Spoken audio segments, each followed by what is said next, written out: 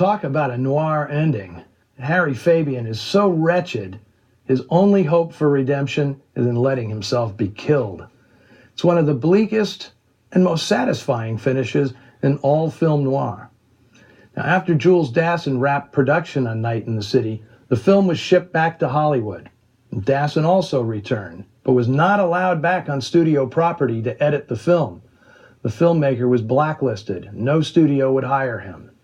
Refusing to testify before HUAC, he left for Europe in 1953 and drifted around the continent trying to get work as a director. At every opportunity, either the U.S. State Department or various Hollywood studios scared away potential employers from hiring him.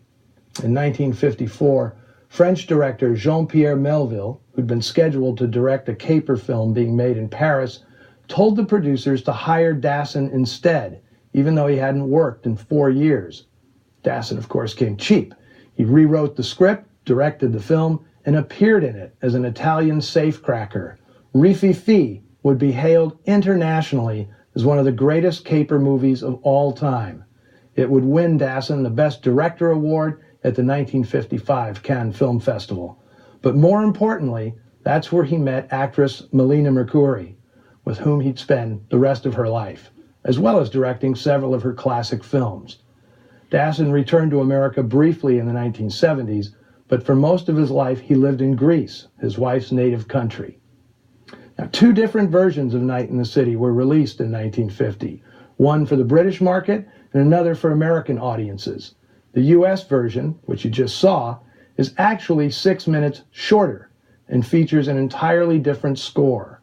Composer Benjamin Frankel wrote the music heard in England, a version that also features a couple of additional scenes and lots more diegetic background music, including familiar tunes by Cole Porter, which Dassin used to bolster the notion of a displaced American in London.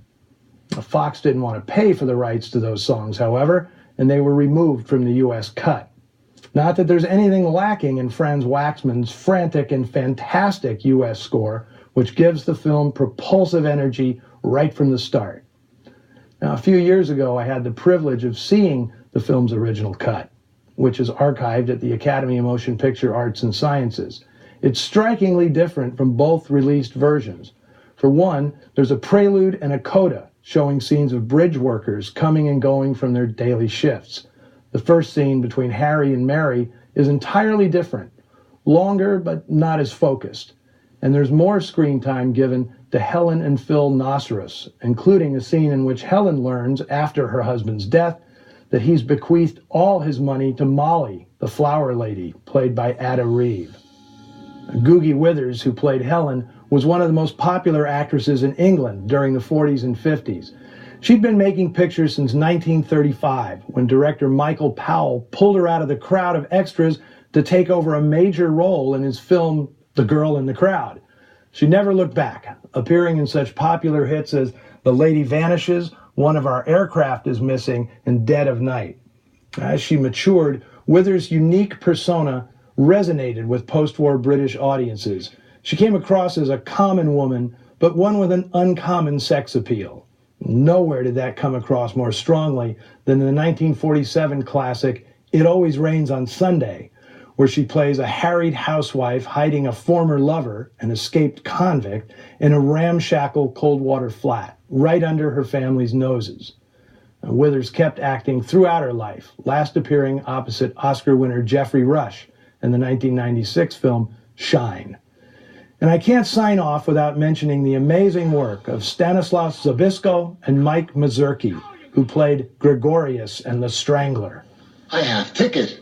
Get out! This place is for wrestlers. Mazurki was a professional wrestler turned actor who had a long career in pictures, but this was Zabisco's only movie role.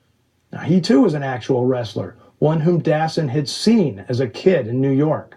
Their impromptu battle in the empty gym is one of the most evocative and grueling fight scenes in movie history. Now, remember to keep the conversation going during Noirvember by checking in at Noir Alley on Facebook and Twitter. The suspense continues next week with one of Alfred Hitchcock's greatest films. Now, if you'll excuse me, I'm going to stop running me north and south and get myself a glass of gay and frisky.